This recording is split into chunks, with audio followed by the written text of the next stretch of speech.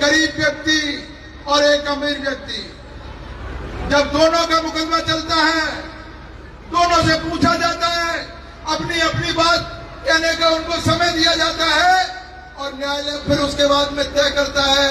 और न्यायालय के तय होने के बाद में इस देश में कोई दूसरी ऐसी व्यवस्था नहीं है जो न्यायालय के निर्णय को पलट दे। जब न्यायालय न होने पक्ष में निर्णय दे दिया, अगर सरकार को गलत लग रहा है कि कमांड एरिया को गलत फैसला दिया है, तो सरकार उसके लिए सुप्रीम कोर्ट में जा सकती है। सरकार सुप्रीम कोर्ट से उसको स्टे करा सकती है, फैसले को बदला सकती है। लेकिन जब तक हाई कोर्ट के फैसले को चैलेंज नहीं करोगे और जब तक हाई कोर्ट ने 3 हफ्ते का जब आपको टाइम दे रखा है पानी छोड़ने का, आप इसके लिए मजबूर हो, चाहे आपको कुछ करना पड़े, लेकिन आप कमांड एरिया का पानी नहीं रोक सकते साथियों। अब ऐसी सूरत में ये लड़ाई आज हमारी कमांड एरिया की और कमांड एरिया के साथ साथ इस देश की न्याय प्रणाली की लड़ाई है। इस देश में कौन सुप्रीम रहेगा, इस देश में कानून का राज रहेगा या नहीं रहेगा, या इस देश में वही जागीरदार और राजा महाराजा जिनके हाथ में लठ हुआ करता था, क्या उनका राज रहेगा? ये आपका मुद्दा ये तय करेगा। अगर हाई कोर्ट का आदेश की अगर पालना नहीं होती है तो मैं क्या समझूंगा? मैं ये समझूंगा इस देश में लोकतंत्र नहीं है, इस देश में न्यायपालिका नहीं है, इस देश में हाई कोर्ट नहीं है, इस देश में सुप्रीम कोर्ट नहीं है। और हम गरीबों को अगर कोई संरक्षण दिया, अगर इस देश में गरीबों की अगर कोई सुनवाई हुई, बाबा साहब अम्बेडकर ने की, उन्होंने हमारे हक और अधिकार दिए, कानून के सामने हमको एकजुट रह करके और अपनी बात करने का अधिकार हमको दिया। आज उसी का परिणाम है कि हमने हमारी बात रख करके और हमारे हक में फैसला ले लिया। साथियों, ये इस देश की इस व्यवस्था का सवाल है। क्या आप ये समझ रहे हो कि पानी खुलेगा नहीं खुलेगा और कोई इधर उधर की टालम टोली की बातें करा करके और आंदोलन को खत्म करके, और क्या आप ये समझ रहे हो ये कलेक्टर एसपी और यहाँ की जो व्यवस्था है, पुलिस क्या समझ रही है हम थक जाएंगे? हमको थकाना चाहती है ये पुलिस, हमको थकाना चाहती है कि इस गर्मी में थक जाएंगे और थक करके और अपने घर चले जाएंगे, घबरा जाएंगे, मुकदमों से डर जाएंगे, मरने से डर जाएंगे। मैं कहना चाहता हूं, हम आदिवासी लोग हैं, इस मिट्टी की औलाद है और जल जंगल जमीन के हम मालिक और इस देश के मालिक हैं। मर जाएंगे, मिट जाएंगे, लेकिन पीछे नहीं हटेंगे साथियों, नहीं हटेंगे किसी भी सूरत में। अपना बहन निकाल दो एसपी साहब, कलेक्टर साहब, वजीरपुर में आकर के रोज बैठते हो, आज आ रहा हूं, कल आ रहा हूं, कभी यहां आ जाओ, कभी वहां आ जाओ। ये हमारा किसान ये कहीं नहीं जाएगा, ये हमारी कमेटी ये कहीं नहीं जाएगी। यहीं कूलर में बैठ करके अगर आपको कोई बात कहनी है, आपको हमारे कमेटी के बीच में आना पड़ेगा, हमारे पटेलों के बीच में आना पड़ेगा। और बताओ, आपकी मर्जी है, राज से कौन जीत सकता है? भजनलाल जी इस प्रदेश के मुख्यमंत्री हैं, मुख्यमंत्री बन गए। अब वो पानी के लिए हमें अगर तड़पा करके मारने की कोशिश में है, हम कैसे रोक सकते हैं उसको? ये भाजपा की सरकार, आदरणीय मुख्यमंत्री जी भजनलाल जी, वो ये चाहें कि पानी के लिए घुटने टेके पानी के लिए, मेरे मिन्नत करें और पानी के लिए ये तड़प तड़प करके मरे, हम कैसे रोक सकते हैं? कर लो। आपकी ये बात भी अजमा कर देख लो। आज 7वां दिन है, कोई भी सरकार का प्रतिनिधि आकर के बात नहीं करी। हजारों की संख्या में 50,000 की भीड़ कमांड एरिया के आसपास के किसानों की, माता बहनों की, मेरी मातृशक्ति यहां पर बैठी हुई है। इतनी बड़ी तादाद में यहां आपसे लोग गुहार लगाने के लिए आए, आपसे आग्रह करने के लिए आए, हमें पानी दे दो। क्या मांग रहे हैं? पानी। केवल और केवल पानी, और वो भी हमारे हक अधिकार का पानी। नया डैम बनाने की बात नहीं कर रहे हैं, नई नहर निकालने की बात नहीं कर रहे हैं, नया प्रोजेक्ट लाने की बात नहीं कर रहे हैं। ऑलरेडी जो एग्जिस्टेंस में जो कैनाल है, ऑलरेडी जो बांध है, वो बांध का गेट ऊंचा करना है और कमांड एरिया को पानी देना है।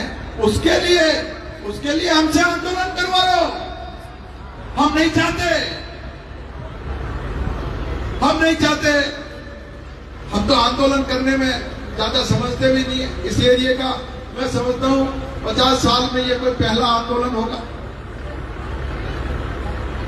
और उसके लिए भी मुझे कभी कभी रोना आता है कि हम किस बात के लिए यहां इकट्ठा हो रहे हैं। केवल पानी की।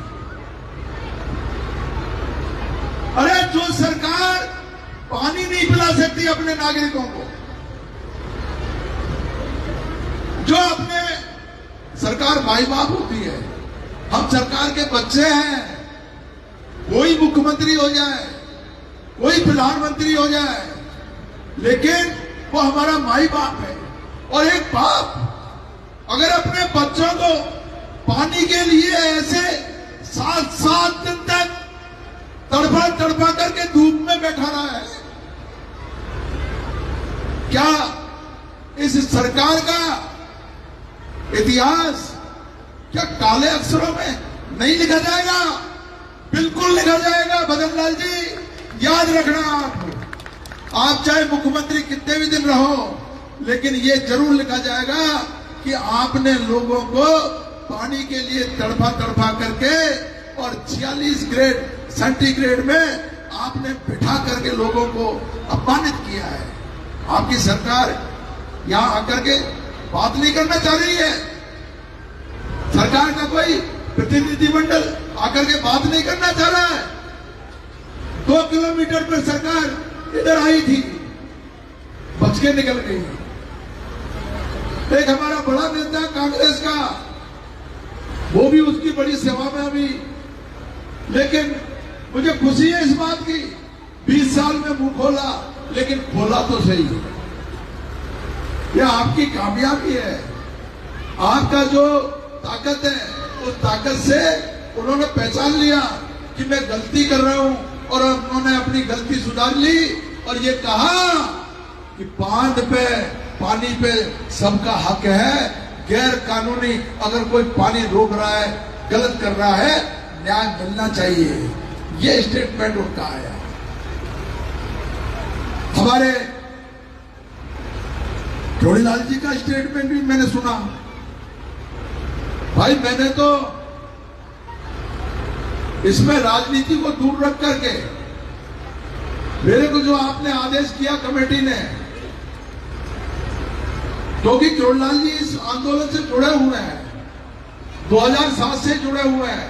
एक बार उन्होंने तिलोदा में ट्रेन रोकी थी 2014 में, लगातार उन्होंने प्रयास भी किया, सफल नहीं हुए।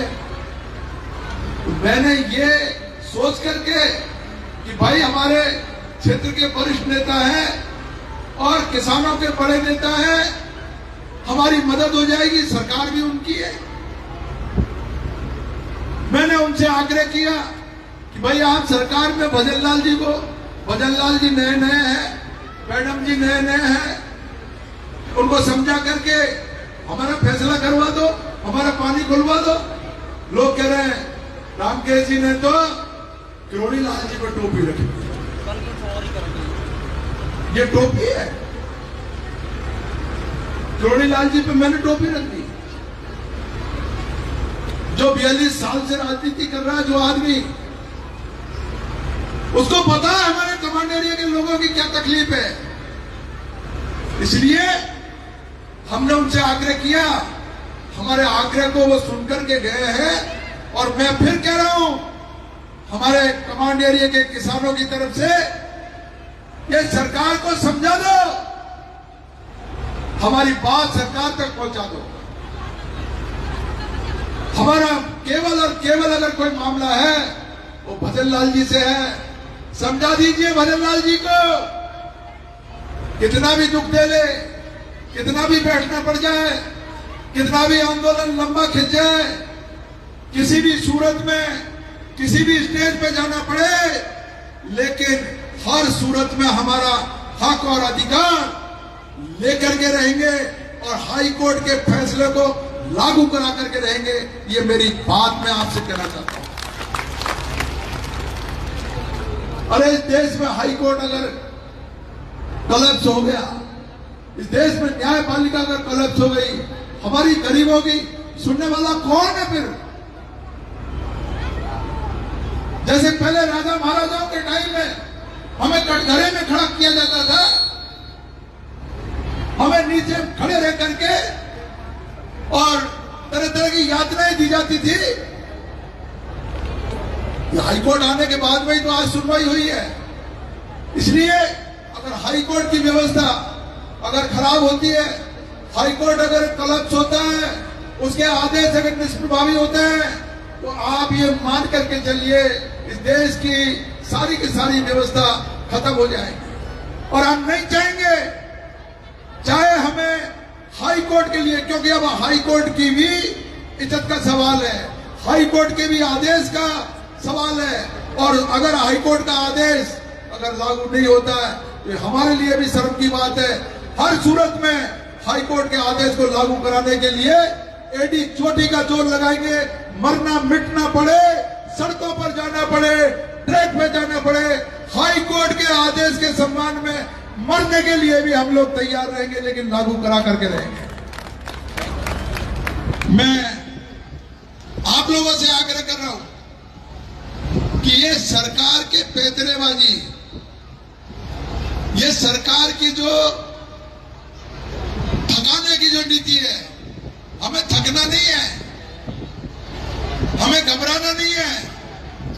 पहली व्यवस्था जो है ये कर दी है पूरी तरीके से, ये सारी की सारी व्यवस्था लंबे टाइम तक चलेगी।